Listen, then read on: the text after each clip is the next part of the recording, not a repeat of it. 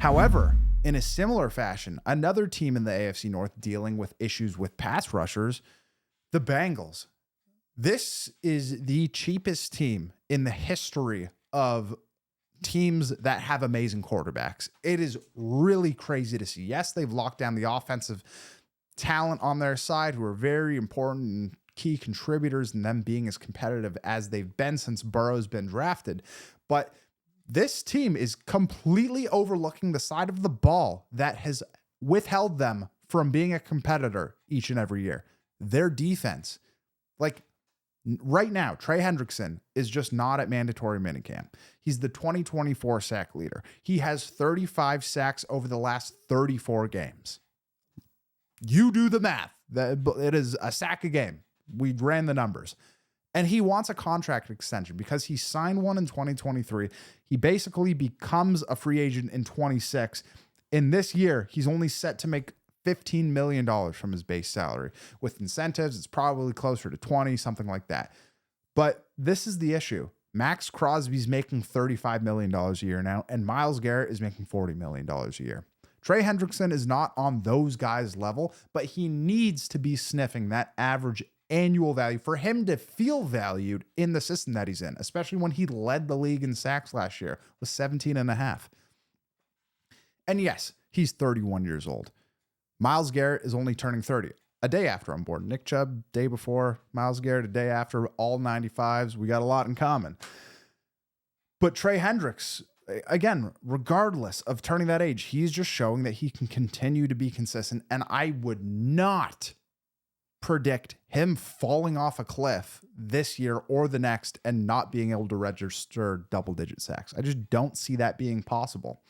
But this is the way that the Bengals operate. They still practice underneath the highway. They still have some of the worst facilities.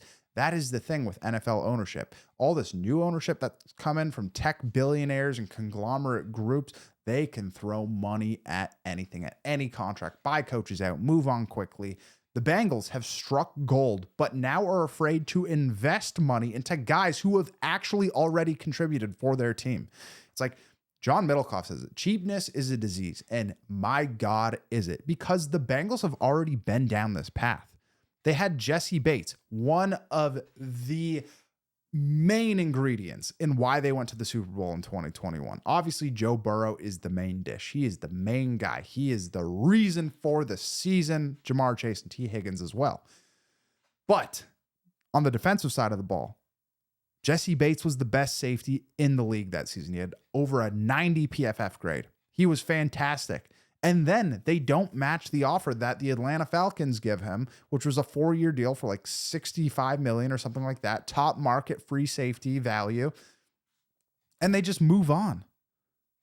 And what was their biggest issue last year? It was their defense. They allowed 25.5 points per game. They only scored 27.8 points per game. That is still a fantastic offense, but they could not win enough games to make it to the playoffs because their defense was not good enough. Trey Hendrickson did his job. Jessie Bates absolutely would have helped. But now, if you don't have Trey Hendrickson, what do? You still don't have Jessie Bates. You got Geno Stone last year.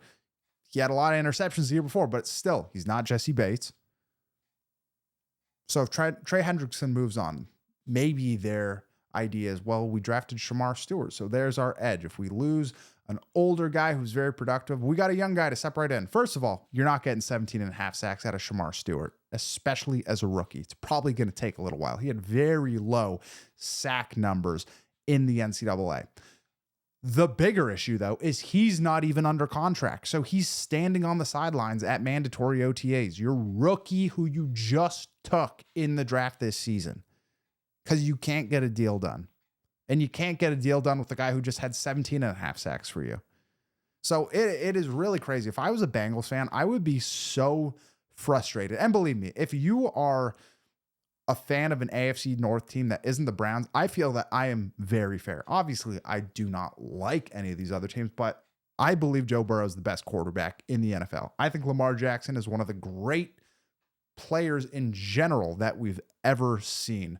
The Steelers, I think as an organization, are fantastic. I respect the hell out of them. They've had 3 coaches over the past 50 years. and a bunch of Super Bowls. That is what you should aspire to be. You shouldn't be relishing in the fact that the Browns haven't done jack squat our whole life. So I'm very rational with this. If I was a Bengals fan, I would be so incredibly upset. Even though we were doing well, I would be chanting, sell the team, even with all these wins rolling in, because they continue to make these amazing strides. They have hit the lottery with Ja'Marr Chase and Joe Burrow and T. Higgins offensively. And now you've had guys who are championship level caliber dudes who, one, you let walk, and two, now you're too cheap to re-sign, to bring him up closer to what he should be getting paid. And that is the business of the NFL. And this, Mike Florio has talked about this. Mike Florio talks about like how NFL owners want to treat everything as business. They will tear up your contract. Also, the Bengals just did that. They just read another article from Pro Football Talk that Jermaine Pratt comes out. He wanted a trade back in February and they wouldn't do it. And they held on to him and cut him so they could have some better positioning financially. So he could be a post June 1 cut versus trading and potentially having to take on some of the salary with the new team that he goes to. They do that. They do what's all good. That's all business. And now screw a guy who's a veteran who's now going to have a tougher time finding a team to sign him because it's pretty late on. We're already at OTAs. They can do that. They cannot pay guys.